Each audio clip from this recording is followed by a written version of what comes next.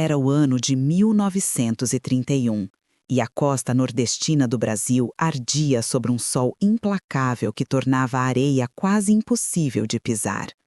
Naquela manhã de março, quando o calor já fazia tremer o ar sobre as dunas, Carmen acordou com um pressentimento que lhe gelou a espinha apesar do calor sufocante. Não foi o choro de fome de seus 5 filhos que a despertou, embora esse som fosse tão familiar quanto sua própria respiração. Não foi o barulho das ondas quebrando nas pedras negras da praia, um som que ela conhecia desde menina. Foi algo diferente, algo que não pertencia àquela costa esquecida de Alagoas. Um rangido profundo, metálico, como se alguma criatura gigantesca estivesse respirando com dificuldade, um gemido que vinha do mar e fazia vibrar o chão de barro batido de sua palhoça miserável.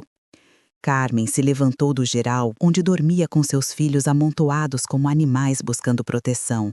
O mais novo, Pedro, de apenas 10 meses, chorava fraco demais, um choro que não tinha mais força, o choro de uma criança que há dias não recebia leite suficiente.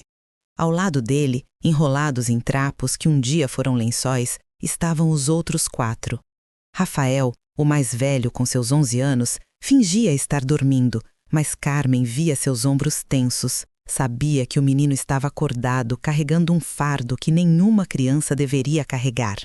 Os outros 3, meninas de 7, 5 e 3 anos, respiravam com dificuldade no calor abafado da madrugada. Francisca, Aparecida e a pequena Conceição, 3 bocas que ela não conseguia alimentar, 3 pares de olhos que a olhavam com uma confiança que partia seu coração. Havia 7 meses que o mar havia devorado seu marido, João. 7 meses desde que uma tempestade sem aviso havia virado sua jangada e o arrastado para o fundo, junto com as redes que eram sua única forma de sustento. João era forte como um touro, tinha braços capazes de puxar redes cheias de peixes durante horas sem cansar.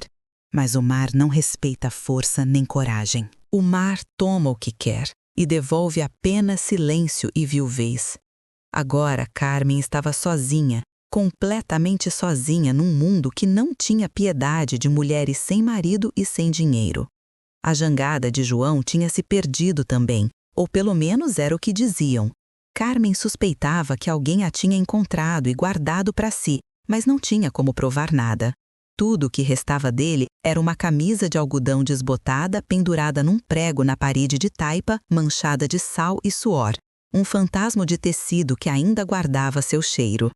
E então havia Coronel Antônio, o dono de todas as terras ao redor da vila.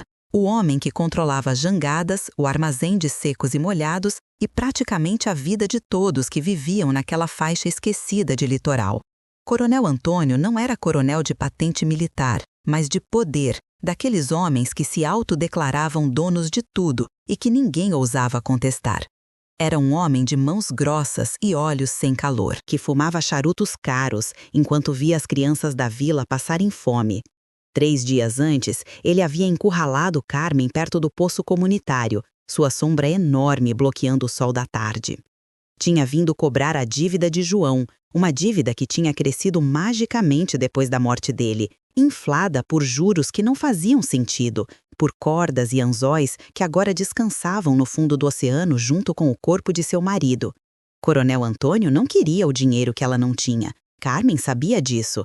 O que ele queria era o terreno onde ficava sua palhoça. Queria expulsá-la dali, queria vê-la de joelhos implorando, queria sua dignidade quebrada aos seus pés. O ultimátum tinha sido claro, pronunciado com aquela voz arrastada e venenosa que ele usava quando estava sendo cruel. Você tem até o pôr do sol de amanhã para pagar tudo que seu defunto devia, Carmen, cada centavo. Se não pagar, eu boto você e essa cambada de fedelho para fora dessa terra. Vão dormir na areia com os caranguejos. Ele tinha cuspido no chão depois de falar, um cuspe grosso que tinha ficado ali na areia como uma marca de desprezo. Carmen tinha apertado os punhos até as unhas cravarem na carne de suas palmas, mas não tinha dito nada. O que poderia dizer? Ela não tinha 1 centavo sequer, não tinha uma semente para plantar, não tinha nada além do amor desesperado por seus filhos e a certeza de que o mundo era injusto e cruel. Consegue imaginar isso? Consegue sentir o peso dessa desesperança? Saber que seus filhos estão morrendo de fome aos poucos e você não tem absolutamente nada para oferecer a eles, nenhuma esperança, nenhum caminho, apenas o vazio do amanhã que se aproxima como uma sentença de morte? Carmen apertou os dentes e saiu da palhoça. O ar lá fora estava pesado, úmido, carregado daquele cheiro de sal misturado com lodo dos mangues próximos. A lua ainda estava no céu, uma lua minguante que mal iluminava as donas. Mas havia algo diferente no ar, algo que fazia os pelos de seus braços se arrepiarem. O rangido metálico veio de novo, mais alto agora, acompanhado de um estalo profundo que ecoou pela praia deserta. Carmen caminhou em direção ao som, seus pés descalços afundando na areia ainda morna do dia anterior. A névoa da madrugada começava a se formar sobre o mar, aquela neblina espessa que vinha do oceano nos dias mais quentes e cobria tudo com um véu branco e fantasmagórico. Ela caminhou mais rápido, seu coração batendo descompassado, sem saber exatamente o que esperava encontrar. Destroços de alguma jangada? Peixes encalhados que pudesse recolher antes que outros vissem? Qualquer coisa serviria, qualquer migalha que o mar jogasse em sua direção seria bem-vinda. Mas quando a névoa se abriu por um instante, o que Carmen viu a fez parar completamente, congelada no lugar, com o coração subindo à garganta. Ali, encalhado na areia dourada da praia como uma aparição impossível, estava um navio. Não era uma jangada quebrada, não era um barco de pesca destruído pela tempestade. Era um navio de verdade, enorme, pintado de um branco que brilhava mesmo na luz fraca da madrugada, com mastros altos e uma estrutura que parecia saída de um sonho ou de um pesadelo. O navio estava perfeitamente intacto, encalhado de forma quase delicada na areia, como se alguém o tivesse colocado ali de propósito. Não havia sinais de naufrágio, nenhuma madeira quebrada, nenhuma vela rasgada. Estava simplesmente ali, silencioso e imponente, completamente fora de lugar naquela praia pobre e esquecida. No casco, letras douradas meio apagadas pelo sal diziam Estrela da Manhã. Carmen sentiu um calafrio violento percorrer seu corpo inteiro. Era um navio de gente rica, daqueles que transportavam senhores da capital, pessoas que ela só tinha visto de longe quando passavam pela vila em suas carruagens luxuosas. O que um navio assim estava fazendo ali, abandonado, sem ninguém ao redor? Onde estava a tripulação? Onde estavam os donos?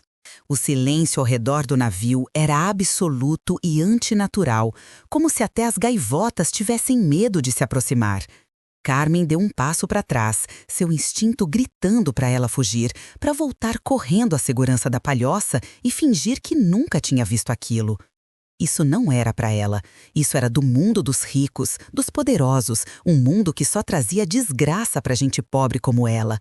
Mas então, a imagem dos seus 5 filhos voltou à sua mente com força brutal. Pedro chorando de fome, aquele choro fraco e agudo que não parava nunca. Rafael fingindo ser forte quando era apenas uma criança assustada. As meninas com suas barriguinhas inchadas pela desnutrição, seus olhinhos fundos que pareciam grandes demais para seus rostos magros. E a voz de Coronel Antônio ecoando em seus ouvidos como um sino de morte. Até o pôr do sol de amanhã. O que ela tinha a perder? Já estava condenada, já estava morta, apenas ainda não tinha caído.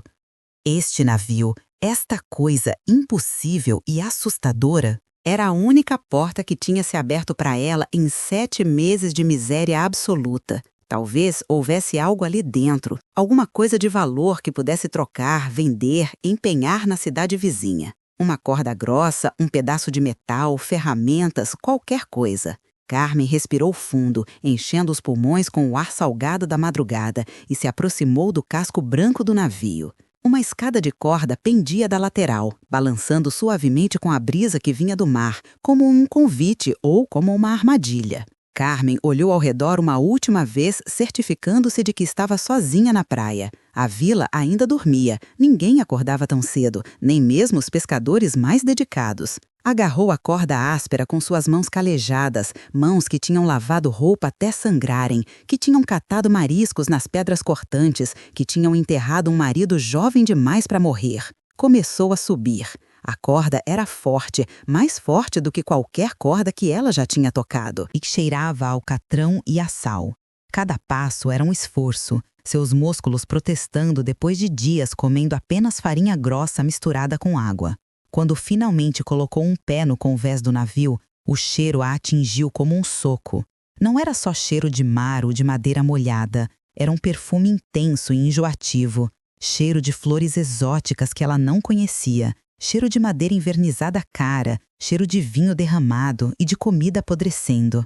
Mas por baixo de tudo isso havia algo mais sinistro, um cheiro metálico e adocicado que ela reconheceu imediatamente porque já tinha sentido antes quando ajudavam a preparar corpos para o enterro na vila. O cheiro inconfundível de sangue velho e seco. O convés era uma cena de caos luxuoso. Havia almofadas de veludo espalhadas pelo chão de madeira polida, manchadas de água do mar e de algo mais escuro. Uma mesa comprida de madeira nobre estava virada de lado com pratos de porcelana caros quebrados ao redor. Alguns ainda com restos de comida grudada, taças de cristal estavam espalhadas por todo lado, algumas ainda de pé, outras rolando lentamente com um balanço quase imperceptível do navio encalhado. Era uma festa interrompida bruscamente, uma fuga desesperada, uma cena de terror congelada no tempo. Carmen pisou com cuidado entre os destroços, seus pés descalços sentindo a madeira lisa e cara sob suas solas calejadas. Nunca tinha pisado em nada assim, nada tão suave e bem feito. Era como andar sobre uma superfície que não pertencia ao mesmo mundo que ela conhecia. Viu a porta do camarote principal entreaberta, um retângulo de escuridão profunda na parede branca imaculada do navio. Seu coração batia tão forte que ela conseguia ouvi-lo nos próprios ouvidos, um tambor de medo e adrenalina que não parava. Deveria entrar? Cada instinto que tinha gritava para ela dar meia volta e fugir daquele lugar amaldiçoado, mas a necessidade era mais forte que o medo. A fome de seus filhos era mais real que qualquer fantasma. Carmen empurrou a porta devagar e ela se abriu com um rangido agudo que ecoou pelo silêncio do navio como um grito. O interior do camarote era ainda mais opulento que o convés. O chão era coberto com um tapete grosso que amortecia seus passos. Um tapete com desenhos intrincados em cores que ela nem sabia que existiam. As paredes brilhavam com um verniz dourado que refletia a pouca luz que entrava pela porta. No centro do camarote havia uma cama gigantesca, maior que toda a área onde sua família dormia, coberta com lençóis de seda que pareciam água congelada. Os lençóis estavam completamente desfeitos e jogados no chão, manchados com algo escuro que formava padrões sinistros no tecido claro. Parecia que alguém tinha saído correndo dali no meio da noite, fugindo de algo terrível. Um baú de madeira escura estava aberto no canto, com roupas caras de homem e mulher espalhadas ao redor, como se tivessem sido revistadas às pressas, ou como se alguém tivesse procurado algo específico e não se importasse com a bagunça que deixava para trás. E então Carmen viu algo que fez seu sangue gelar nas veias e seu estômago revirar. No chão, meio escondido sobre um pedaço de seda caído, havia um sapatinho pequeno de couro preto brilhante, um sapato de criança pequena, bem feito, do tipo que apenas os filhos de famílias ricas usavam nas festas da igreja. Apenas um sapato, sozinho, abandonado ali como uma pergunta sem resposta. Onde estava a criança que usava aquele sapato? Onde estava o par? A imagem de Pedro, seu bebê de 10 meses, sempre descalço, porque ela não tinha dinheiro nem para sandálias de palha, invadiu sua mente com força dolorosa. Carmen forçou-se a desviar o olhar do sapato, sentindo lágrimas quentes picarem seus olhos. Não podia pensar nisso agora, não podia deixar a imaginação levá-la para lugares escuros. Tinha vindo aqui para encontrar algo que pudesse salvar sua família, e era isso que ia fazer. Seu olhar correu pelo camarote até pousar numa escrivaninha de madeira polida encostada na parede. Ao contrário do resto do cômodo, a escrivaninha estava relativamente intacta. Sobre ela havia uma pena de tinta virada, um lago de tinta preta espalhado pela madeira cara e um livro grosso encadernado em couro marrom escuro. Carmen se aproximou devagar. Era um diário de bordo, um daqueles livros onde os capitães de navios escreviam sobre as viagens. Estava aberto na última página, a tinta ainda fresca em algumas partes, como se tivesse sido escrita há poucas horas. Carmen não sabia ler muito bem, apenas seu nome e algumas palavras simples que o padre da vila tinha ensinado quando ela era criança. Mas ela reconhecia letras, reconhecia quando algo estava escrito com pressa e desespero. As letras na página eram irregulares, manchadas, escritas por uma mão que tremia violentamente. Ela precisava de alguém que soubesse ler, mas não havia ninguém. Seus filhos não sabiam ler, eram analfabetos como ela. Mas então lembrou de Rafael, seu filho mais velho de 11 anos. O padre tinha começado a ensinar o menino há alguns meses, antes que João morresse e tudo desmoronasse. Rafael sabia algumas palavras, talvez conseguisse decifrar aquilo. Carmen pegou o livro com cuidado, sentindo o peso do couro em suas mãos. Estava prestes a sair do camarote quando seu olhar foi atraído por uma porta menor no fundo do cômodo, uma porta que provavelmente levava à cozinha do navio. A fome era mais urgente que a curiosidade. Se havia um diário, havia pessoas ricas aqui, e pessoas ricas sempre tinham comida, muita comida. Carmen atravessou o camarote e abriu a porta da cozinha. O que viu a fez soltar um gemido involuntário de choque e alívio. A cozinha era um tesouro de abundância obscena. Havia comida por toda parte, mais comida do que ela tinha visto em toda a sua vida somada. Latas de conserva empilhadas em prateleiras, latas com rótulos coloridos escritos em línguas estrangeiras que ela não conhecia, sardinhas portuguesas, pêssegos em calda, carne enlatada, leite condensado. Havia sacos de farinha de trigo fina, branca como neve, completamente diferente da farinha grossa e escura que ela conseguia comprar quando tinha dinheiro. Havia açúcar cristalizado em potes de vidro, café em grãos que exalavam um aroma rico e intenso. Havia até chocolate em barras, um luxo que seus filhos nunca tinham provado. As lágrimas que Carmen tinha segurado até agora finalmente caíram, correndo livremente por seu rosto magro e queimado de sol. Era comida suficiente para alimentar sua família por meses, talvez por um ano inteiro. Era a diferença entre a vida e a morte, entre ver seus filhos morrerem de fome ou vê-los crescer fortes e saudáveis. Carmen começou a pegar as latas com mãos trêmulas, enchendo os bolsos fundos de sua saia de chita desbotada, pegando tudo o que conseguia carregar. Mas então, ao mover um saco grande de farinha que estava caído no chão cobrindo parte das tábuas, ela ouviu um som oco.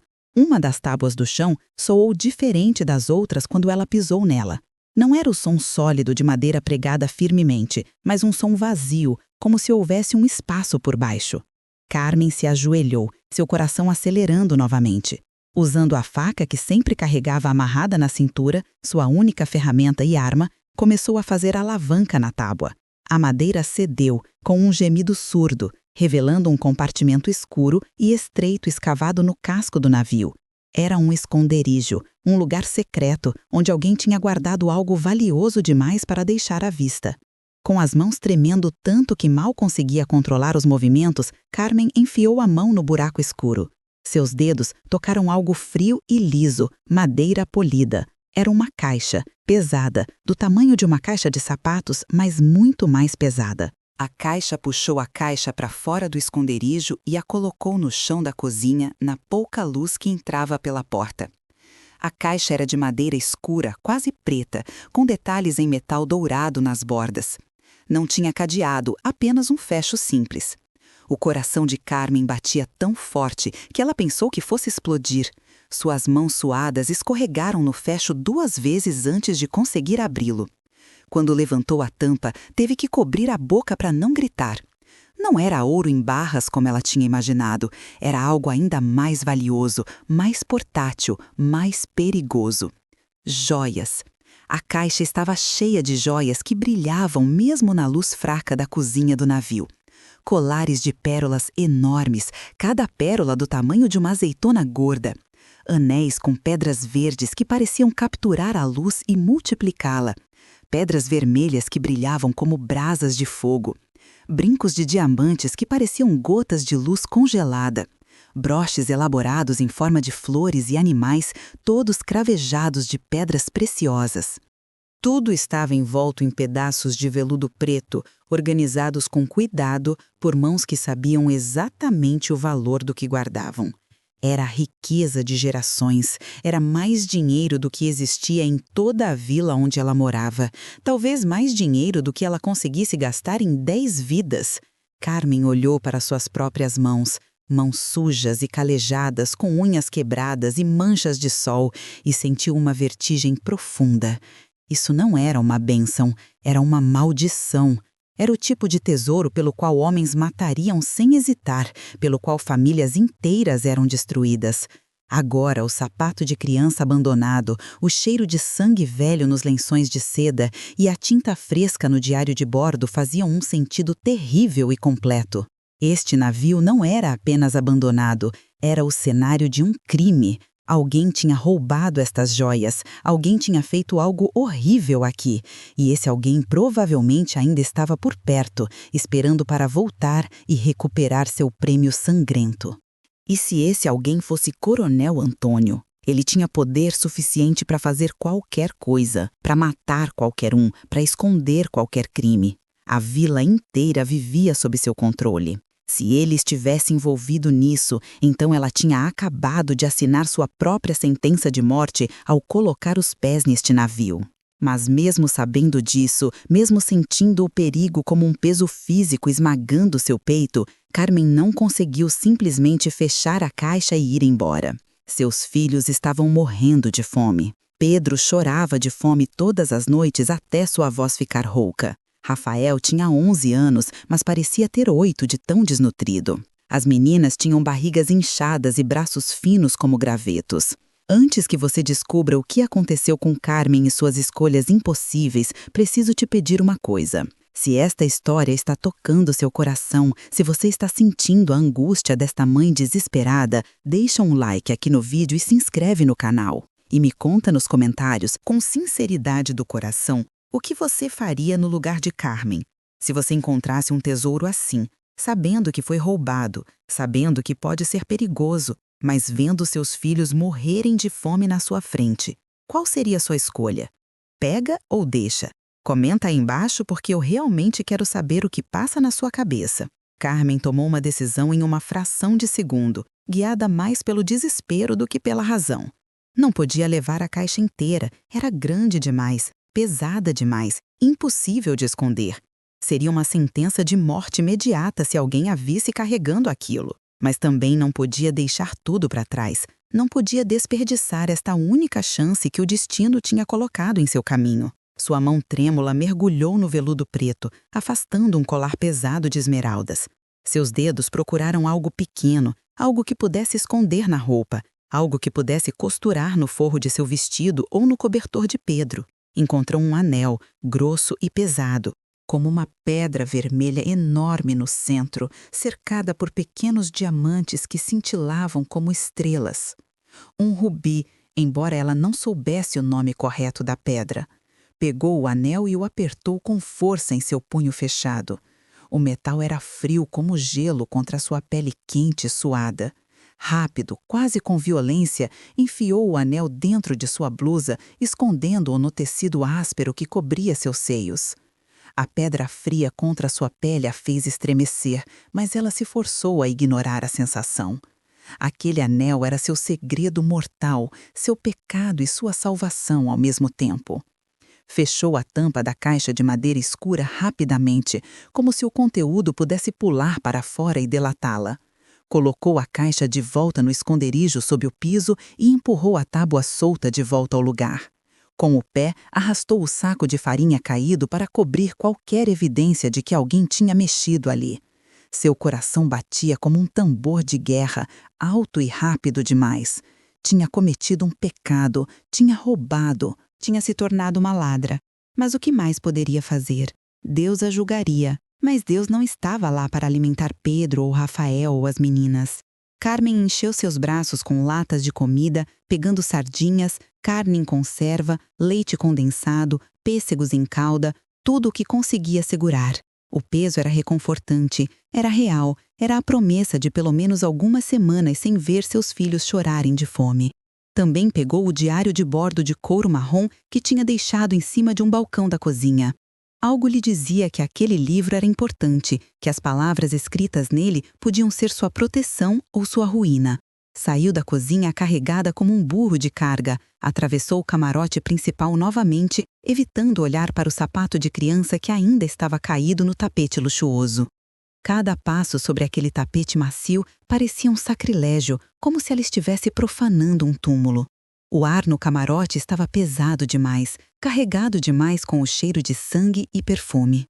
Precisava sair dali, precisava do ar limpo da praia, mesmo que fosse o ar quente e salgado do amanhecer. Chegou ao convés e parou, respirando fundo, enchendo os pulmões com ar fresco. A névoa da manhã estava começando a se dissipar, queimada pelo sol que nascia no horizonte. O céu estava ficando de um rosa pálido no leste e a visibilidade estava melhorando rapidamente. Carmen se aproximou da borda do navio, preparando-se para descer pela escada de corda, planejando mentalmente o caminho mais rápido de volta à sua palhoça. Precisava chegar lá antes que alguém a visse, antes que as perguntas começassem, antes que Coronel Antônio descobrisse sobre o navio. Olhou para baixo, para a praia, procurando o melhor lugar para pousar na areia fofa.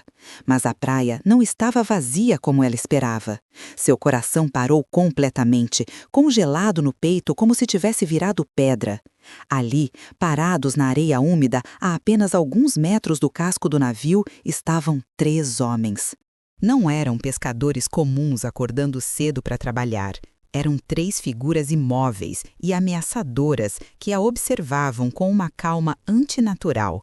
No centro, impossível de não reconhecer mesmo de longe, estava Coronel Antônio. Ele não estava surpreso de ver o navio ali, não estava curioso ou assustado. Estava calmo, com os braços cruzados sobre o peito largo, o chapéu de palha na cabeça, projetando uma sombra sobre seus olhos pequenos e duros. Ao lado dele estavam Zé Mudo e Bento Cara de Faca, os 2 capangas que executavam as ordens sujas do coronel sem fazer perguntas. Zé Mudo não era realmente mudo, mas falava tão pouco que as pessoas tinham esquecido o som de sua voz. Bento tinha uma cicatriz profunda que ia da testa até o queixo, cortando seu rosto ao meio, presente de uma briga com facão que ele tinha vencido matando o oponente. Eram homens perigosos, homens que já tinham feito outros pescadores desaparecerem no mar e que ninguém na vila ousava denunciar. Os 3 estavam ali, parados, esperando. Não estavam surpresos de vê-la, estavam esperando por ela ou por alguém. A realização caiu sobre Carmen como um balde de água fria. O navio não tinha chegado ali por acaso. A maré não o tinha trazido por sorte. Coronel Antônio sabia que o navio estava aqui. Talvez ele mesmo tivesse guiado o navio até esta armadilha de areia. Talvez ele tivesse feito algo terrível com a tripulação e os passageiros. E agora ela era testemunha. A única pessoa, além dele, que tinha visto o interior do navio, que tinha visto o sapato da criança, que tinha encontrado o diário. Era a rata que tinha caído na armadilha e o gato estava ali embaixo esperando para quebrar seu pescoço. O anel escondido em sua blusa deixou de ser uma esperança e se transformou em um peso de chumbo. As latas de comida em seus braços pareciam âncoras puxando-a profundo do mar.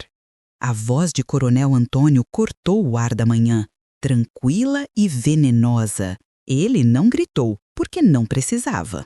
Sua calma era muito mais assustadora que qualquer ameaça. Eu sabia que a fome ia te trazer aqui, Carmen, disse ele, sua voz chegando clara até o convés do navio. Mulher pobre não resiste à curiosidade. Há coisas que o mar traz e é melhor a gente deixar que o mar leve de volta, entende? Mas você sempre foi teimosa demais para o seu próprio bem. Zé Mudo e Bento Cara de Faca não se moveram. Permaneceram ali como estátuas de pedra escura contra a areia clara, bloqueando qualquer possibilidade de fuga. Carmen sentiu suas pernas tremerem, mas se forçou a ficar de pé. Não ia implorar, não ia cair de joelhos, não ia dar a ele essa satisfação. Coronel Antônio começou a caminhar em direção à escada de corda, seus passos lentos e deliberados na areia molhada. Não tinha pressa alguma, sabia que ela não tinha para onde correr. Começou a subir, um degrau de cada vez. Suas botas pesadas batendo na madeira do casco com um som oco que marcava sua aproximação como o tic-tac de um relógio contando os segundos finais da vida de Carmen. Quando ele colocou os 2 pés no convés, o navio tentar novamente, continuar, pareceu afundar um pouco mais na areia, como se o peso de sua presença fosse físico e esmagador. Coronel Antônio era um homem grande, não gordo, mas denso e sólido como madeira de lei, com ombros largos e mãos enormes que pareciam capazes de quebrar ossos sem esforço. Ele cheirava a fumo de corda, a cachaça barata e aquele cheiro de poder rançoso de quem nunca foi desafiado em toda a sua vida. Seus olhos pequenos e escuros varreram o convés, notando os pratos quebrados, as taças de cristal caídas, a mesa virada, toda aquela opulência em desordem. Então seus olhos pousaram em Carmen e nas latas de comida que ela segurava contra o peito como um escudo inútil. Carmen sentiu o peso gélido do anel contra sua pele. Era uma brasa de gelo queimando através do tecido de sua blusa, um segredo que gritava para ser descoberto. Seus braços tremiam segurando as latas, e ela odiava essa fraqueza visível, odiava que seu corpo atraísse mostrando seu medo. "Eu só vim buscar comida, coronel", ela conseguiu dizer, sua voz saindo mais fraca do que pretendia. "Meus filhos não comem há dias." A maré trouxe o navio. Pensei que ninguém ia precisar dessas latas, que estavam abandonadas. Ela queria parecer apenas a viúva faminta, a mãe desesperada que não representava ameaça alguma. Queria que sua miséria fosse um escudo que a fizesse parecer pequena demais, insignificante demais para ser um problema. Mas Coronel Antônio riu, uma risada seca e sem humor, como pedras sendo esmagadas. "Abandonadas?", ele repetiu, provando a palavra como se fosse algo amargo. "Nada aqui tá abandonado, Carmen. Tudo tem dono, e o dono sou eu. Tudo o que o mar joga nesta praia é meu por direito. Você tá roubando o que é meu." Ele deu um passo em direção a ela, e Carmen instintivamente recuou, mas suas costas bateram na parede do camarote. Não havia para onde correr no convés estreito. Os olhos de Coronel Antônio se desviaram dela e se fixaram na porta aberta do camarote principal, o lugar de onde ela tinha acabado de sair. Seus olhos se estreitaram com suspeita e algo mais, talvez preocupação. "E o que mais você viu por aí dentro, mulher? Achou alguma coisa interessante? Alguma coisa que brilha?" Sua voz tinha baixado, ficando íntima e mortal. Ele sabia exatamente o que havia no navio, sabia sobre as joias. Este não era um encontro casual, era uma operação calculada, e ela tinha tropeçado bem no meio dela. Coronel Antônio deu mais um passo em direção ao camarote, e Carmen se moveu sem pensar, bloqueando a entrada com seu corpo magro. Foi um movimento instintivo, estúpido talvez, mas ela não conseguiu evitar. Algo dentro dela, alguma fagulha de dignidade que recusava a morrer, fez ela se colocar entre o coronel e aquele camarote cheio de segredos sangrentos. Esse pequeno ato de desafio mudou completamente a expressão no rosto do coronel. A diversão cruel desapareceu, substituída por uma impaciência fria e perigosa. "Sai da frente, mulher!" ele ordenou, sua voz descendo uma oitava, ficando mais grossa e ameaçadora. "Não me faça te tirar do caminho na marra." Mas Carmen, com a fome de seus filhos queimando em sua barriga vazia e o ultimátum do pôr do sol pesando sobre seus ombros, sentiu algo quebrar dentro dela. O medo ainda estava lá, enorme e paralisante, mas agora estava misturado com uma raiva que ela nem sabia que possuía. Uma raiva contra este homem que controlava tudo, que tomava tudo, que quebrava famílias e vidas sem piscar. Uma raiva contra um mundo que deixava crianças morrerem de fome enquanto navios cheios de tesouros apareciam nas praias. "Sim", disse ela, sua voz tremendo, mas ganhando força a cada palavra. "Sim, Eu achei alguma coisa. Suas mãos largaram as latas de comida que caíram no convés com um estrondo metálico que ecoou pelo silêncio da manhã. Suas mãos ficaram livres, exceto por uma que segurava o diário de bordo de couro marrom. Ela ergueu o livro no ar, segurando-o como uma arma ou como um escudo. Achei isso aqui, ela disse, sua voz agora mais firme. O livro do capitão. E tem muita coisa escrita aqui dentro. Tem o nome do senhor escrito aqui, Coronel Antônio. A reação do coronel foi instantânea e reveladora. Seu corpo inteiro se enrijeceu como se tivesse levado um tiro. Seus olhos se fixaram no livro de couro com uma intensidade que beirava o pânico. Ele deu um passo para trás involuntariamente e Carmen viu algo que nunca pensou que veria. Medo nos olhos daquele homem. Não era medo dela, mas medo do que aquele livro representava. E então Carmen entendeu com absoluta clareza. Coronel Antônio não sabia ler. Ela viu isso na forma como ele olhava para o livro. Não como uma fonte de informação que ele podia decifrar, mas como um objeto misterioso e ameaçador, um símbolo de um poder que ele não controlava. A palavra escrita era a arma dos ricos, dos educados, dos padres e advogados, e agora essa arma estava nas mãos de uma viúva pobre que ele tinha subestimado completamente. O medo de Carmen não desapareceu, mas foi temperado por uma claridade glacial. Ela tinha encontrado a fraqueza dele, o único ponto vulnerável em sua armadura de poder absoluto. O capitão escreveu tudo. Ela mentiu, mantendo sua voz firme mesmo que seu coração estivesse explodindo no peito. Escreveu sobre o Senhor, sobre o acordo que vocês fizeram, sobre como o Senhor traiu eles. Cada palavra era uma pedra lançada com precisão mortal. Ela viu a pele escura do coronel ficar mais escura ainda com a raiva que subia ao seu rosto. A palavra traiu ficou suspensa entre eles como fumaça tóxica. Ele não disse nada imediatamente. O silêncio se esticou, pesado e denso, cheio de violência contida. Carmen sabia que ele estava calculando suas opções. Podia matá-la ali mesmo, jogá-la no mar junto com o livro, fazer desaparecer o corpo como tinha feito com tantos outros. Mas e seus 5 filhos esperando na palhoça? E se ela tivesse contado para alguém? E se o livro fosse apenas uma cópia e o original estivesse escondido em outro lugar?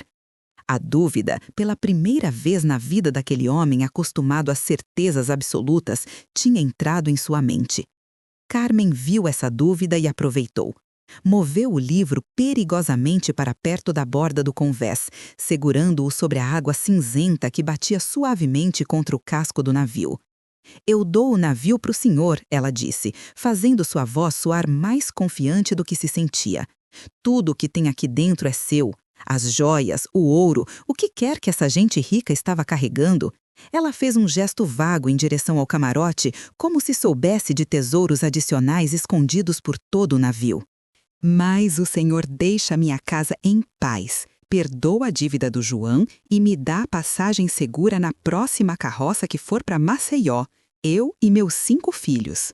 Ela aproximou o livro ainda mais da borda, sobre o abismo cinzento do oceano. Ou eu queimo este livro página por página e conto para cada pescador da vila o que li aqui dentro, e depois entrego para o primeiro soldado do governo que aparecer por aqui. A palavra soldado foi escolhida com cuidado.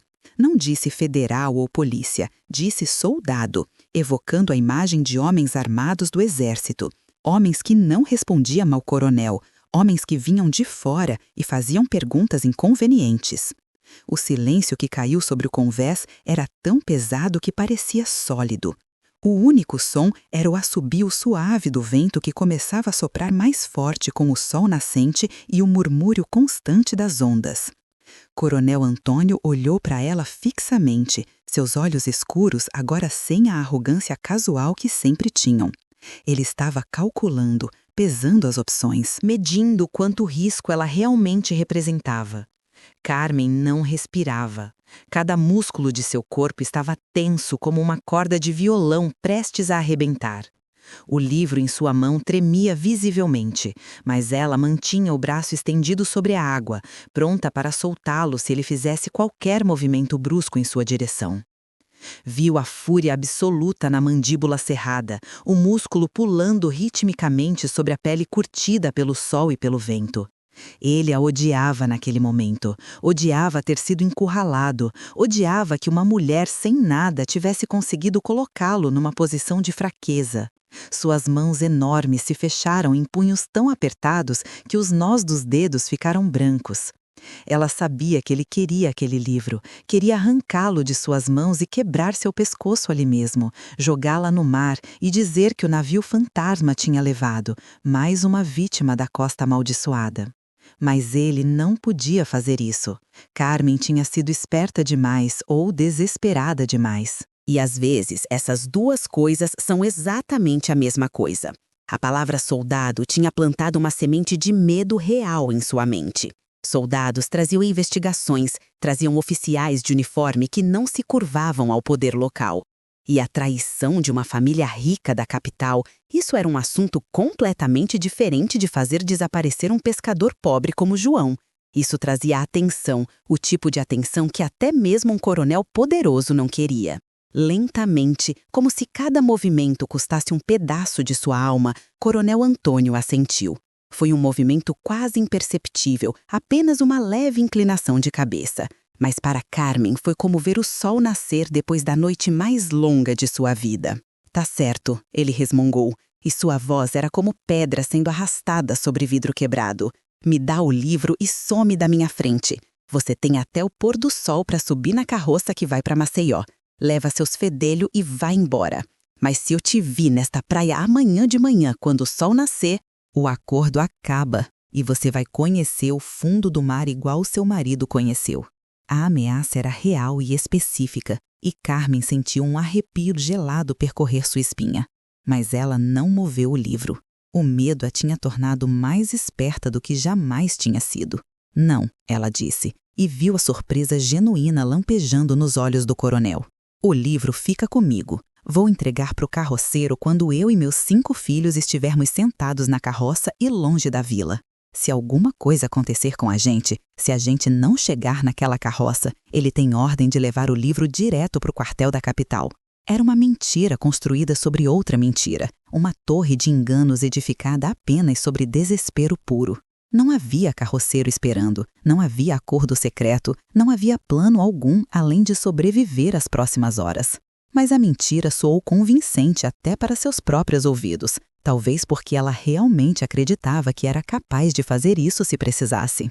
Coronel Antônio a olhou por um longo momento, e pela primeira vez na vida dele, Carmen viu algo parecido com respeito cruzar seu rosto. Era o respeito que um predador tem por outro predador, o reconhecimento de que ela era mais perigosa do que ele tinha imaginado. Ele soltou uma risada curta que soou mais como um latido rouco. Você é mais cobra do que eu pensei, Carmen. Sua mãe devia ter te afogado quando você nasceu. Teria poupado todo mundo de problema.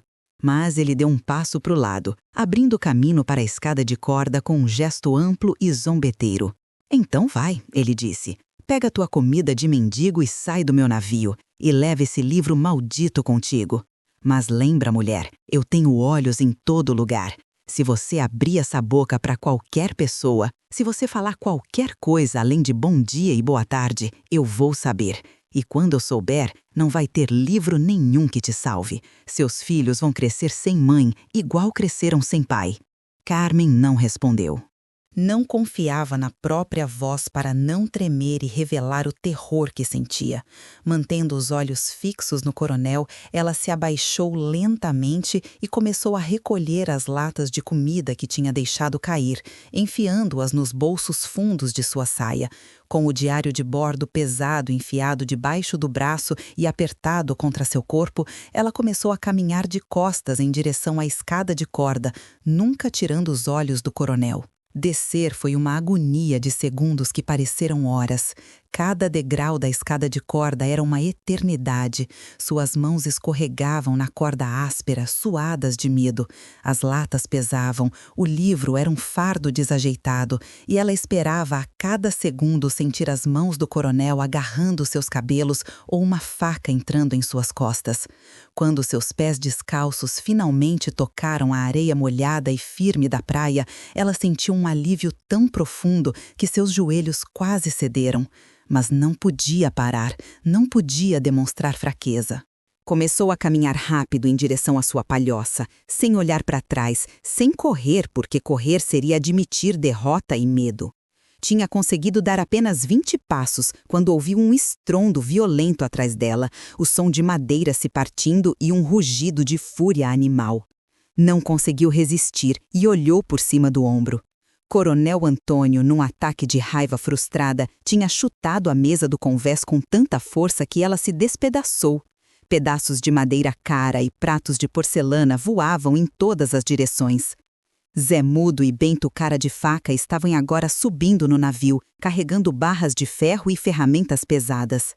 "Encontrem!" Coronel Antônio gritava. Sua voz não era mais calma e controlada, mas um berro selvagem de ódio. "Desmanchem esse navio maldito, tábua por tábua, se for preciso. Quero as joias, quero tudo que tiver de valor aqui." Carmen apertou o passo, quase correndo agora, seu coração batendo tão rápido que ela achava que ia explodir. O anel escondido em sua blusa queimava contra sua pele como um carvão em brasa. Ele estava procurando as joias que ela nunca tinha mencionado. Ele ia destruir o navio inteiro atrás do tesouro que acreditava ser completamente dele, sem saber que ela tinha roubado uma peça, a peça mais valiosa e portátil, a chave para a liberdade de sua família. O coronel pensava que tinha vencido, que tinha assustado a viúva idiota para que ela fugisse com algumas latas de comida. Não sabia que ela estava levando muito mais do que isso. Estava levando seu futuro, estava levando a possibilidade de recomeçar longe daqui, longe do alcance dele. O caminho de volta à palhoça foi percorrido num borrão de medo e adrenalina. A névoa tinha desaparecido completamente agora, e a luz dura da manhã expunha cada detalhe miserável da costa. As rochas pretas e afiadas que pareciam dentes podres de um gigante. As palhoças espalhadas como feridas na areia. Cada sombra parecia um homem do coronel esperando para emboscá-la. Cada som a fazia pular de susto. Quando finalmente viu a porta torta de sua palhoça, Carmen sentiu as lágrimas quentes rolando por seu rosto sujo. Empurrou a porta com força, entrou tropeçando e a fechou atrás de si, trancando-a com o tronco apodrecido que usavam como tranca. Seus 5 filhos acordaram assustados com a entrada brusca, seus olhinhos arregalados de medo e confusão. Carmen se apoiou contra a parede de taipa, seu peito subindo e descendo rapidamente, o diário de bordo caindo no chão de terra batida com um baque surdo. Abriu sua saia e deixou as latas de comida caírem. Elas rolaram pelo chão de terra, fazendo barulho de metal contra a pedra. Os 5 filhos soltaram gritos abafados de alegria e surpresa. Sardinhas, pêssegos em calda, carne enlatada, leite condensado. Era mais comida do que tinham visto em meses. Rafael, o mais velho, agarrou uma lata de pêssegos e começou a tentar abri-la batendo contra uma pedra. Os outros se aglomeraram ao redor, suas mãozinhas sujas estendidas, suas bocas abertas de antecipação. Mas Carmen não conseguia se juntar à alegria deles. Sua mão foi instintivamente para a blusa, onde o anel de rubi estava escondido, pressionando contra a pedra fria para ter certeza de que ainda estava ali. Era real, tudo tinha sido real. Ela tinha roubado, tinha mentido, tinha desafiado o homem mais poderoso da região e de alguma forma tinha sobrevivido. Mas sobreviver à manhã não significava sobreviver ao dia. O coronel tinha dado até o pôr do sol. Ela tinha talvez 10 horas, talvez menos, para juntar seus filhos e sair daqui para sempre. Rafael finalmente conseguiu furar a lata de pêssegos usando uma pedra afiada e o caldo doce começou a escorrer. As crianças enfiaram as mãos sujas na lata, tirando pedaços de fruta macia e dourada, lambendo xarope espesso, seus rostos se transformando com um prazer que elas tinham esquecido que existia. Era a primeira vez em mais de um ano que comiam algo doce, algo que não era apenas farinha aguada ou peixe podre. Francisca, a menina de 7 anos, tinha lágrimas escorrendo por suas bochechas magras enquanto mastigava devagar, saboreando cada pedaço como se fosse o último. Carmen observava, sentindo um nó imenso na garganta. Era por isso que ela tinha arriscado tudo. Era por esses momentos de alívio nos rostos de seus filhos, por essas lágrimas de alegria em vez de lágrimas de dor. Mas não havia tempo para sentimentalismos. Não havia tempo para saborear esta pequena vitória. Rafael, ela disse, e sua voz saiu como um chicote cortando o ar. Para de comer agora. Todos vocês, parem, guardem essa comida. A alegria nos rostos das crianças morreu instantaneamente, substituída por confusão e medo. Carmen se ajoelhou no chão de terra e começou a enfiar as latas restantes em 2 sacos velhos de juta que eles usavam para carregar lenha. Não temos tempo, ela explicou, tentando manter a voz calma, mesmo que seu coração estivesse aos pulos. A gente precisa sair daqui. Agora, hoje, vamos embora desta vila e não vamos voltar nunca mais. Mãe, para onde a gente vai? Rafael perguntou, seus olhos de 11 anos de repente parecendo muito mais velhos e assustados. Ele sabia que algo grave tinha acontecido, algo que tinha mudado tudo. Para longe, Carmen respondeu simplesmente. Para um lugar onde ninguém nos conhece. Para um lugar onde vocês vão poder comer todo dia e dormir sem ter medo. Ela não tinha ideia se tal lugar existia, mas precisava acreditar que sim. Precisava acreditar que havia algo melhor esperando além desta costa miserável. Começou a juntar suas posses, que eram quase nada. Os jiraus onde dormiam ficariam, a panela de barro rachada também. Não podiam carregar nada que não fosse essencial. Pegou a pequena imagem de Santo Antônio que tinha pertencido à sua avó, a única coisa de valor sentimental que possuía, e a enfiou na blusa junto com o anel de rubi. A madeira áspera da estatueta e o metal frio da joia se tocaram contra sua pele, uma representando fé, a outra representando pecado, as duas igualmente necessárias para sua sobrevivência. Francisca, você vai carregar Pedro nas costas, Carmen ordenou, amarrando o bebê de 10 meses nas costas da menina de 7 anos com um pano velho. Pedro estava quieto demais, fraco demais, seus olhinhos grandes não focando direito. Carmen rezou para que a comida que tinham acabado de comer lhe desse força suficiente para aguentar a viagem. Rafael, você carrega um saco, eu carrego outro. Aparecida e Conceição, vocês duas andam entre nós e não soltam da minha saia por nada, entenderam? As crianças acenaram com a cabeça, seus rostinhos pálidos e sérios. Elas sabiam quando a situação era grave. Tinham aprendido a ler o medo nos olhos da mãe. Carmen pegou o diário de bordo do chão e o enfiou no saco junto com as latas. Era pesado e inútil, mas era também sua única proteção, sua única barganha se o coronel mudasse de ideia e decidisse caçá-los. Saíram da palhoça em fila, uma procissão triste de refugiados. Carmen nem olhou para trás. Deixou a porta aberta, balançando com o vento que soprava do mar. Aquele lugar tinha sido seu lar, o lugar onde tinha sido feliz com João, onde seus filhos tinham nascido, mas agora era apenas uma prisão da qual ela finalmente estava escapando. O caminho da palhoça até a estrada principal era traiçoeiro, mais uma trilha de cabra do que um caminho de verdade, serpenteando através de vegetação costeira espinhosa e raízes expostas. Carmen ia na frente, abrindo caminho, carregando um saco pesado de latas e o peso ainda mais pesado do medo. Rafael vinha atrás, carregando o outro saco e segurando a mão de Conceição, a menina de 3 anos. Aparecida, de 5 anos, se agarrava à saia de Carmen com dedos desesperados.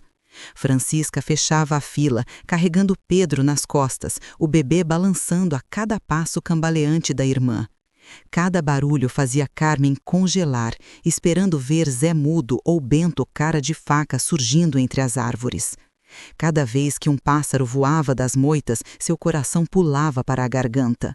Sabia que o coronel podia ter mudado de ideia, podia ter decidido que era mais seguro matá-la e pegar o livro à força. Podia ter enviado seus capangas para segui-los e fazer o trabalho sujo longe da vila. O sol estava subindo rápido agora, transformando a manhã numa fornalha. O calor era brutal, pesando sobre eles como uma manta molhada e quente. As crianças começaram a reclamar, suas vozes fracas pedindo água. Mas Carmen não podia parar.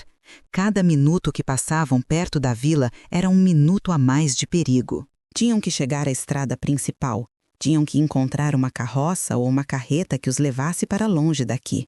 Miguel, o menino de 4 anos, tropeçou numa raliz exposta e caiu de cara no chão lamacento. Começou a chorar, um choro alto e assustado. Carmen o levantou com um puxão brusco, talvez mais brusco do que pretendia, e limpou o rosto dele com a barra de sua saia. Para de chorar, ela sibilou, sua voz mais dura do que queria. Não podemos fazer barulho, tem gente má nos procurando. Você quer que eles nos achem? O menino engoliu o choro, seus olhos se enchendo de lágrimas silenciosas que escorriam deixando trilhas limpas em seu rosto sujo. Carmen sentiu uma pontada de culpa, mas não podia se permitir ser suave agora. Suavidade era um luxo que ela não podia pagar. Continuaram andando, um passo de cada vez, através do calor sufocante da vegetação hostil. Depois do que pareceu uma eternidade, mas provavelmente foi apenas 1 hora, finalmente chegaram à estrada principal. Era pouco mais que um caminho de terra batida, cheio de buracos e pedras, mas era a única ligação entre sua vila esquecida e o resto do mundo. Carmen parou na sombra de uma árvore grande, deixando as crianças descansarem por um momento. Elas se jogaram no chão como bonecos de pano, exaustas, suadas, cobertas de poeira. Pedro estava dormindo ou desmaiado nas costas de Francisca, seu corpinho mole e assustadoramente quieto. Carmen colocou a mão em seu peito pequeno e sentiu o coração batendo, fraco, mas constante. Estava vivo. Todos estavam vivos. Por enquanto. Agora tinham que esperar. Esperar por uma carroça, uma carreta, qualquer veículo que passasse e que aceitasse levá-los para Maceió. Carmen não tinha dinheiro para pagar passagem, mas tinha o anel. Podia tentar negociar, podia implorar, podia fazer o que fosse necessário. O sol continuava subindo e o calor se tornava cada vez mais opressivo. As horas se arrastavam. As crianças alternavam entre cochilar na sombra e reclamar de sede e calor. Carmen mantinha vigília na estrada vazia, seus olhos fixos no horizonte empolhado, procurando qualquer sinal de movimento. E então, quando o sol estava quase no meio do céu, ela viu uma nuvem de poeira ao longe, crescendo, se aproximando. Um veículo vinha pela estrada. Carmen se levantou de um pulo, seu coração disparando. Acordem, ela ordenou às crianças. Levantem agora, tem alguém vindo. Elas se levantaram tropeçando, confusas e sonolentas. Carmen as posicionou na beira da estrada, certificando-se de que estavam visíveis. Precisava que quem quer que estivesse dirigindo aquele veículo as visse, precisava que parassem. À medida que o veículo se aproximava, ela conseguiu distinguir os detalhes. Era uma carreta velha puxada por 2 bois magros, carregada com sacos de algo, provavelmente farinha ou açúcar indo para a capital. O condutor era um homem velho e queimado de sol, com um chapéu de palha tão velho que estava praticamente desmanchando. Carmen se colocou no meio da estrada, forçando a carreta a parar ou a atropelá-la. Levantou as mãos num gesto de súplica. "Por favor, senhor", ela gritou, sua voz rachada pela sede e pelo desespero. "Por favor, pare." O homem puxou as rédeas dos bois e a carreta diminuiu até parar completamente numa nuvem de poeira vermelha. Ele olhou para Carmen e para as 5 crianças atrás dela com uma expressão de desconfiança e irritação. "O que você quer, mulher?" ele perguntou, sua voz áspera como lixa. "Tô com pressa, não tenho tempo para papo." "Preciso que o senhor nos leve para Maceió", Carmen implorou, sentindo as lágrimas picarem seus olhos. "Eu e meus filhos, por favor, a gente não tem mais lugar para ficar aqui." O velho franziu o senho, seus olhos pequenos percorrendo o grupo miserável. "Viúva, né?" ele disse, mais uma afirmação que uma pergunta. "Tá fugindo de alguma coisa." Carmen não negou, não tinha como negar. Tava devendo dinheiro? Meteu a mão em alguma coisa que não devia? Carmen hesitou, depois decidiu pela verdade parcial. O coronel Bavila quer minha terra, ameaçou me expulsar. Só quero sair daqui e começar de novo em outro lugar. O velho cuspiu para o lado, um cuspe grosso e marrom de fumo de rolo. Conheço gente como esse tal de coronel.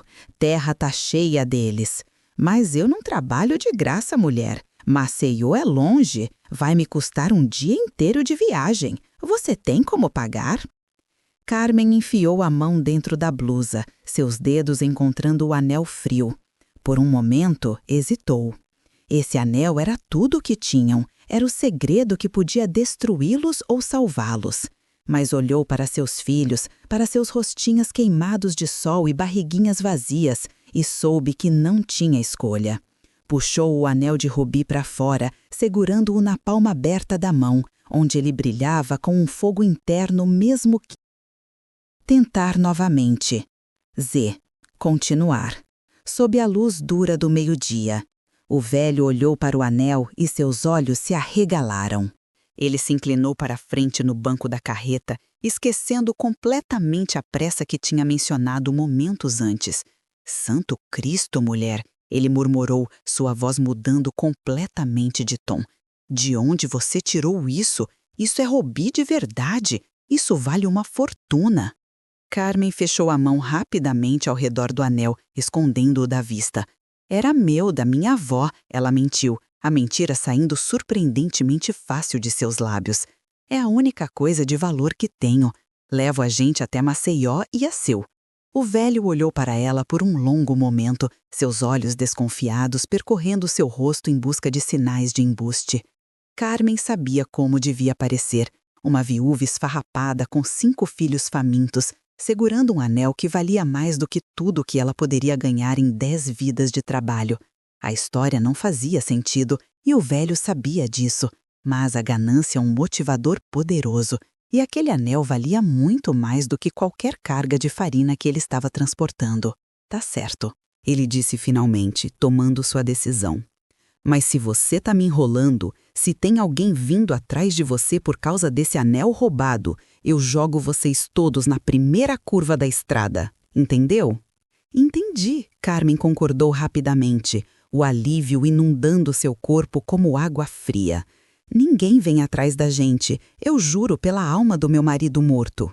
Então sobe atrás e fica quieta. Não quero ouvir um pio dessas crianças até a gente chegar. Carmen ajudou as crianças a subir na traseira da carreta entre os sacos pesados de farinha. Eram sacos ásperos de juta que cheiravam a mofo e a grão velho, mas para elas era como deitar em nuvens. Rafael ajudou a puxar as irmãs menores para cima, enquanto Carmen passava Pedro, que ainda estava desacordado ou dormindo. Quando todas as crianças estavam acomodadas entre os sacos, Carmen subiu por último, seus músculos protestando com esforço. O velho chicoteou os bois e a carreta começou a se mover com um tranco, as rodas rangendo e gemendo sobre a estrada esburacada.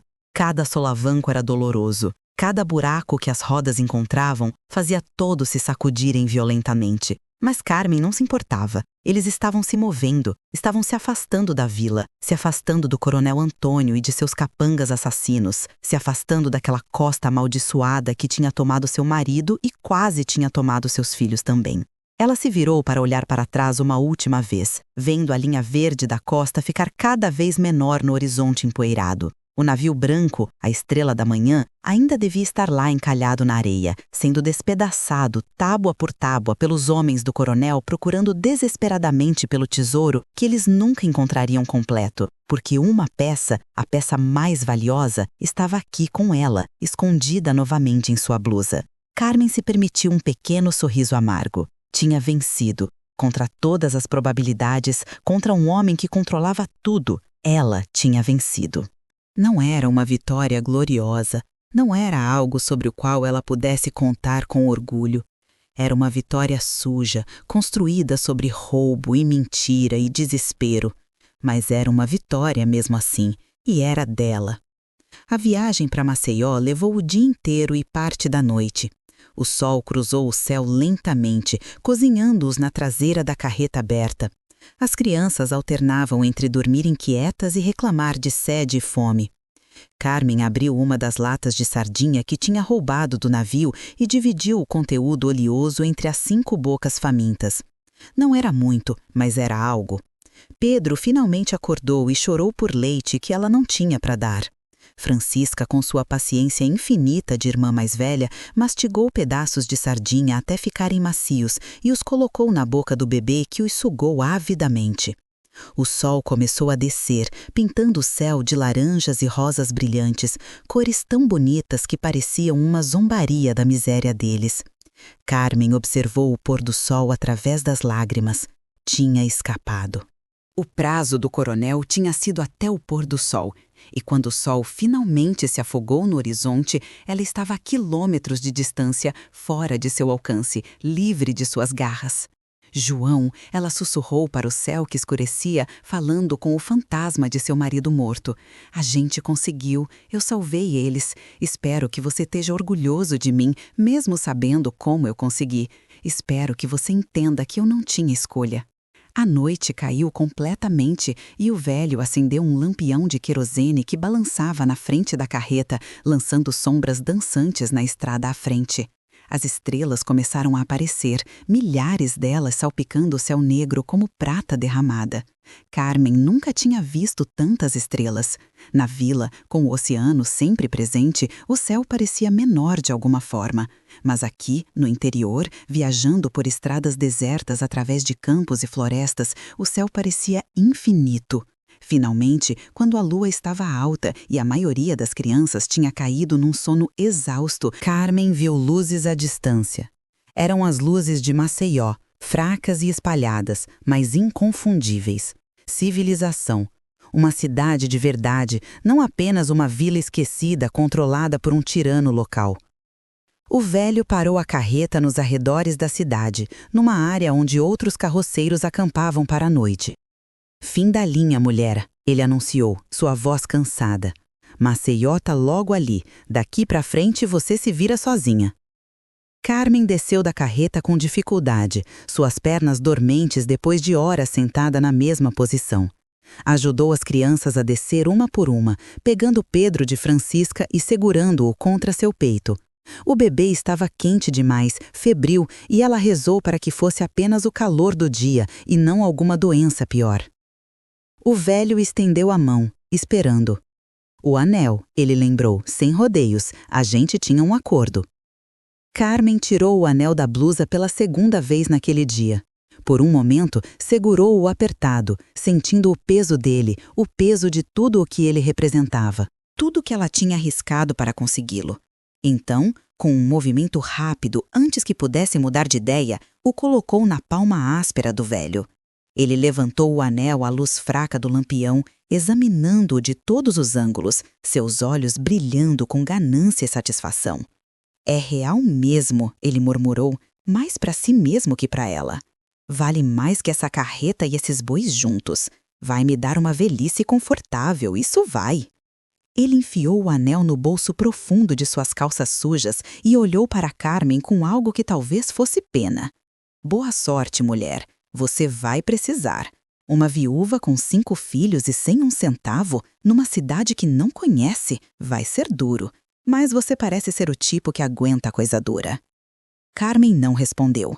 Pegou os 2 sacos de juta com as latas de comida restantes, distribuiu um para Rafael carregar e segurou o outro ela mesma. Juntou suas crianças ao seu redor como uma galinha juntando pintinhos e começou a caminhar em direção às luzes da cidade. Não olhou para trás, não agradeceu ao velho, simplesmente caminhou para frente porque era a única direção que restava.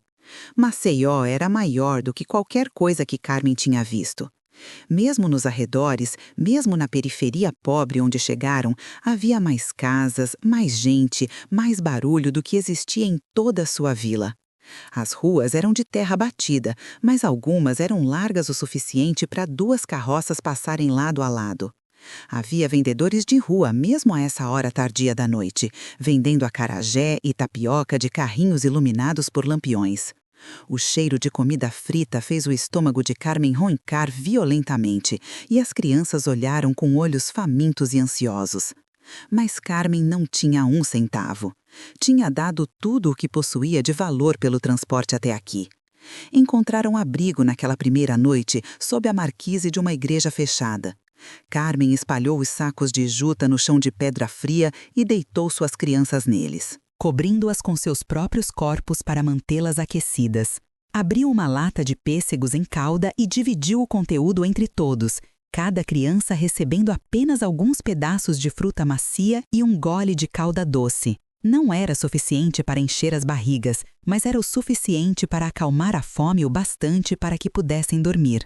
Carmen não dormiu naquela noite. Ficou acordada, sentada com as costas contra a parede fria da igreja, segurando Pedro em seu colo. O bebê estava com febre alta agora, seu corpinho pequeno queimando como uma brasa. Ela molhou um pedaço de pano com água de uma fonte pública próxima e passou em sua testa, tentando baixar a temperatura. Rezou para todos os santos que conhecia, prometeu qualquer coisa, tudo, se apenas deixassem seu bebê viver. As lágrimas escorriam silenciosamente por seu rosto enquanto ela embalava Pedro, cantando baixinho as mesmas cantigas que sua própria mãe tinha cantado para ela quando era pequena. Quando o sol nasceu no dia seguinte, pintando o céu de rosa e dourado, Pedro estava um pouco melhor. A febre tinha baixado e ele conseguia abrir os olhos e olhar para ela. Carmen beijou sua testa úmida repetidamente, murmurando agradecimentos a uma divindade que ela não tinha certeza se estava ouvindo.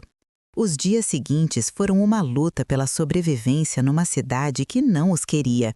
Carmen procurou trabalho, batendo de porta em porta, oferecendo seus serviços para lavar roupa, limpar casas, cozinhar, qualquer coisa.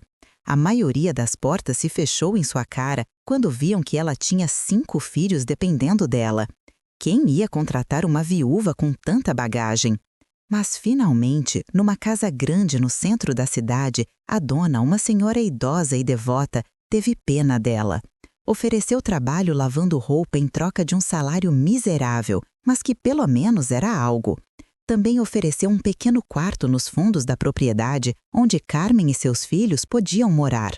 Era um quarto minúsculo, mal maior que um armário, com um telhado que vazava quando chovia e paredes finas como papel. Mas tinha uma porta que trancava, tinha um chão de cimento em vez de terra batida e estava longe do alcance de Coronel Antônio. Era o suficiente. Os meses passaram lentamente. Carmen trabalhava das 5 da manhã até as 9 da noite, suas mãos constantemente mergulhadas em água fria e sabão cáustico até ficarem rachadas e sangrando. Rafael arrumou trabalho como entregador numa padaria, correndo pelas ruas de Maceió com um pão fresco equilibrado numa cesta na cabeça. O dinheiro que ganhava era pouco, mas ajudava. As meninas cuidavam de Pedro durante o dia, revezando-se para carregá-lo quando ele chorava, alimentando-o com um mingau ralo que Carmen preparava antes de sair para trabalhar. A vida era dura, mais dura talvez do que tinha sido na vila, mas havia uma diferença fundamental.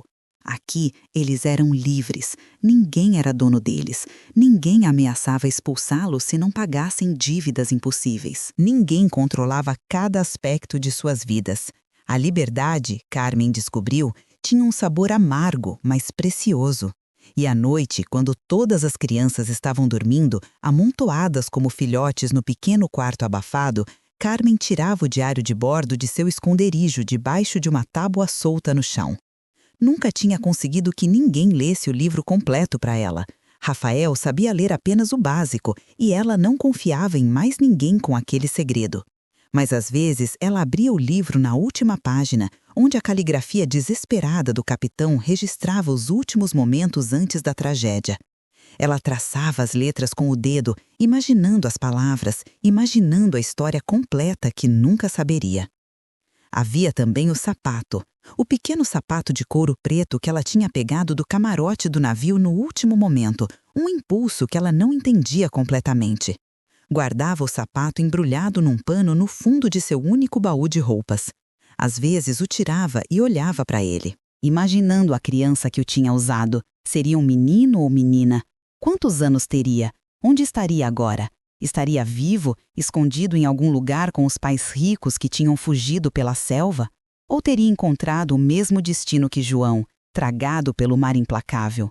Carmen nunca saberia, mas guardar aquele sapato parecia importante de alguma forma.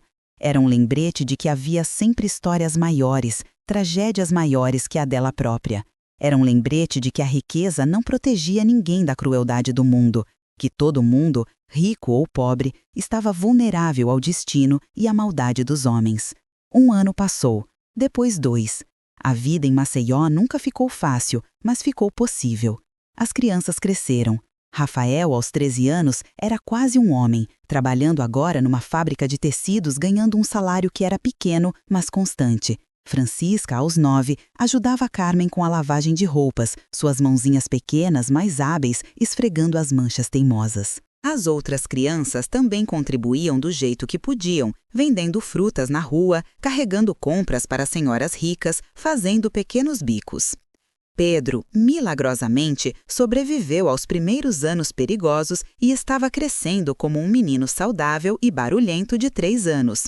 E então, numa tarde comum de um dia comum, quase 3 anos depois daquela manhã na praia quando Carmen tinha encontrado o navio fantasma, algo extraordinário aconteceu. Carmen estava no tanque de lavar roupa nos fundos da casa grande, esfregando um lençol manchado contra a pedra áspera, quando ouviu vozes agitadas vindo da rua.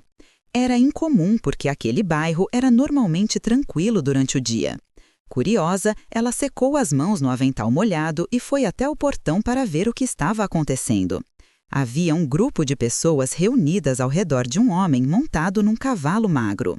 O homem estava distribuindo folhetos, papéis impressos que ele entregava para qualquer um que soubesse ler. Carmen se aproximou, ficando na periferia do grupo.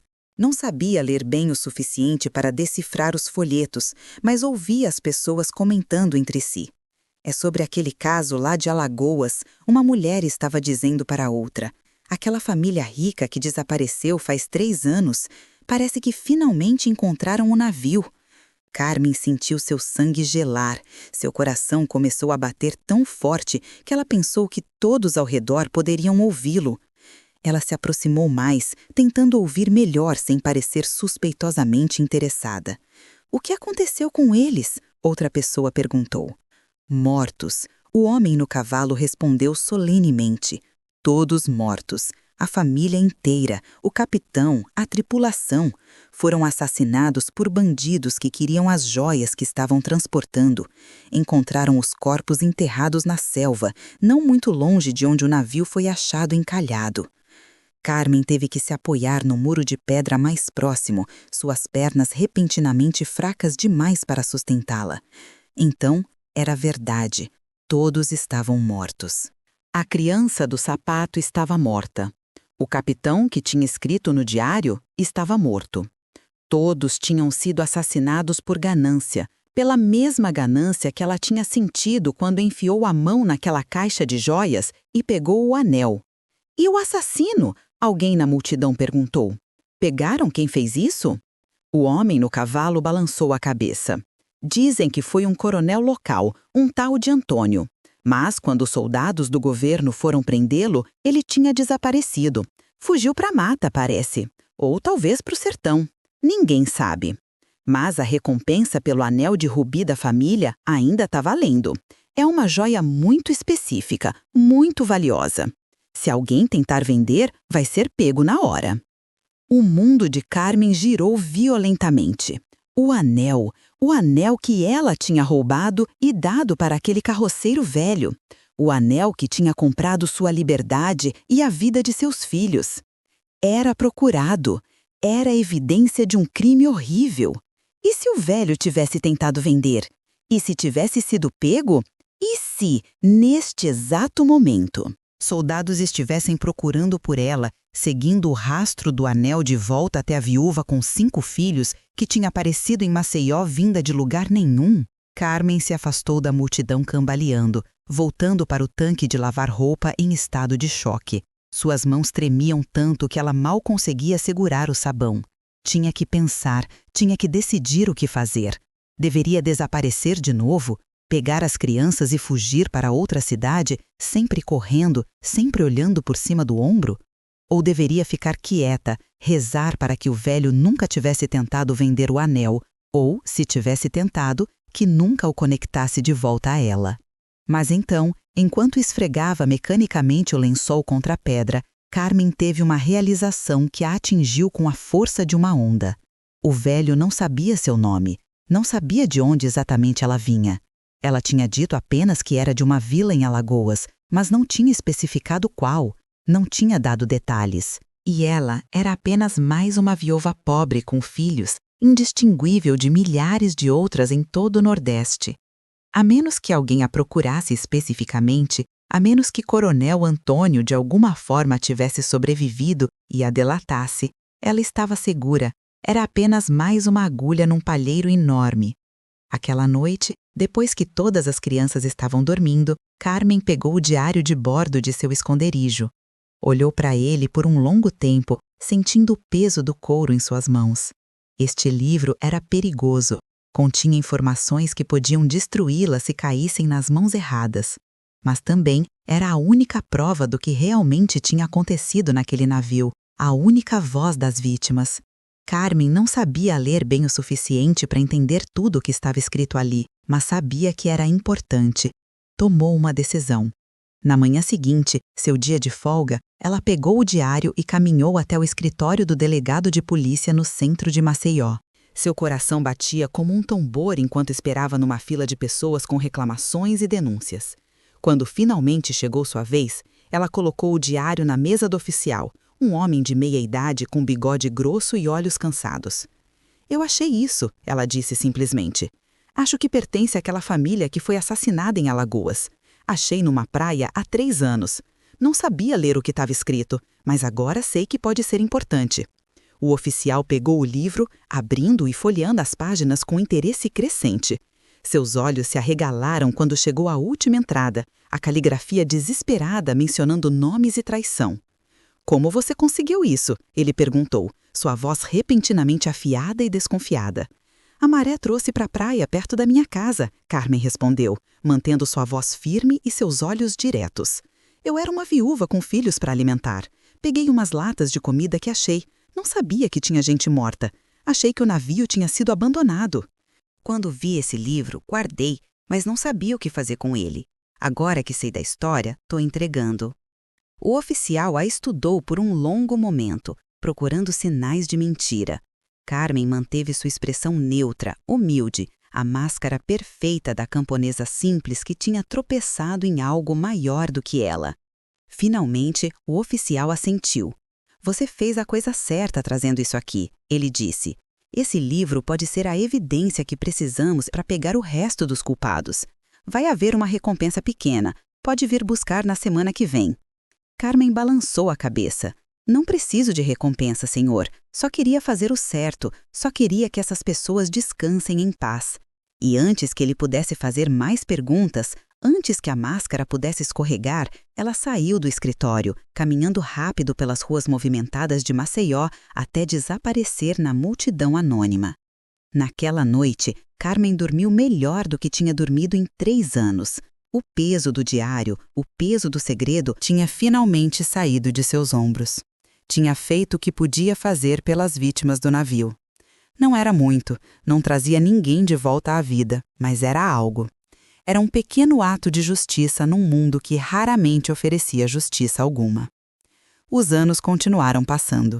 Carmen envelheceu rapidamente, como todas as mulheres pobres envelhecem, seu rosto ficando vincado pelo sol e pelo trabalho duro, suas mãos ficando permanentemente torcidas pela artrite de décadas lavando roupa em água fria. Mas seus filhos cresceram fortes e saudáveis. Rafael se tornou supervisor na fábrica de tecidos, ganhando dinheiro suficiente para alugar uma casa pequena onde toda a família podia viver com mais conforto. Francisca se casou com um carpinteiro bom e honesto e deu a Carmen seus primeiros netos. As outras crianças também encontraram seus caminhos, construindo vidas que eram humildes, mas dignas. Pedro, o bebê que tinha quase morrido naquela primeira noite em Maceió, cresceu e se tornou um homem alto e forte, que trabalhava nas docas carregando sacos pesados. Seu corpo musculoso, um testemunho de como longe eles tinham chegado daquela vida de fome constante. E Carmen, na sua velhice, sentava na varanda da pequena casa que agora chamava de lar e olhava para seus filhos e netos brincando no quintal de terra batida e sabia que tinha valido a pena. Cada mentira que tinha contado, cada lei que tinha quebrado, cada pecado que tinha cometido naquela manhã nebulosa 3 décadas atrás, tudo tinha valido a pena, porque tinha resultado nisso, nesta vida, nesta família sobrevivendo e prosperando contra todas as probabilidades. Nunca contou a ninguém a história completa do navio. Levou esse segredo consigo até o tombo, mas às vezes, quando estava sozinha, ela tirava o pequeno sapato de couro preto de seu esconderijo, agora rachado e desbotado pelo tempo, e o segurava com reverência. Rezava pela alma da criança que o tinha usado, pela família que tinha sido destruída pela ganância. Pedia perdão pelo que tinha feito, mesmo sabendo que faria tudo de novo se fosse necessário. Porque no fim, a história de Carmen não era sobre o navio fantasma ou as joias roubadas ou o coronel assassino. Era sobre uma mãe fazendo o impossível para salvar seus filhos. Era sobre sobrevivência na sua forma mais crua e desesperada. Era sobre encontrar luz na escuridão mais profunda, mesmo quando essa luz vinha de uma fonte manchada de sangue. O navio tinha mudado sua vida para sempre. Não a tinha feito rica, mas tinha lhe dado algo mais precioso que riqueza. Tinha lhe dado uma chance de recomeçar. Tinha lhe dado a liberdade de escolher seu próprio destino, em vez de ter seu destino escolhido por homens cruéis e poderosos. E no final, quando Carmen finalmente fechou os olhos pela última vez, aos 72 anos, cercada por filhos, netos e bisnetos que a amavam, ela foi com um sorriso nos lábios. Tinha vencido. Contra um mundo que fazia o possível para esmagar pessoas como ela tinha vencido. O verdadeiro tesouro nunca foram as joias. Nunca foi o anel de rubi que comprou sua passagem para a liberdade. O verdadeiro tesouro sempre foram seus filhos. Sempre foi a família que ela protegeu com unhas e dentes. Sempre foi o amor feroz e inabalável de uma mãe que se recusou a desistir, mesmo quando tudo parecia perdido. Essa era a história da viúva e do navio fantasma. Não era uma história bonita ou confortável, era uma história sobre escolhas impossíveis e a coragem desesperada necessária para fazê-las. Era uma história sobre o preço da sobrevivência e sobre como, às vezes, fazer a coisa certa significa quebrar todas as regras. E agora, depois de ouvir toda essa jornada incrível de Carmen, eu quero te fazer uma pergunta importante. O que essa história te ensinou? Para mim, ela mostra que a verdadeira força não vem de músculos ou dinheiro, mas da determinação de proteger quem amamos. Mesmo quando o mundo inteiro conspira contra nós. Mostra que, às vezes, a sobrevivência exige de nós coisas que nunca pensamos ser capazes de fazer. Se essa história tocou seu coração de alguma forma, se você sentiu a luta de Carmen como se fosse sua própria luta, eu te peço que deixe seu like e se inscreva no canal. Mas mais importante que isso, eu quero ouvir você. Conta aqui nos comentários qual momento da história te marcou mais. Foi quando Carmen enfrentou o coronel no convés do navio? Foi quando ela entregou o anel para garantir a fuga de seus filhos? Foi quando ela finalmente entregou o diário às autoridades? Ou foi outro momento que te fez parar e pensar?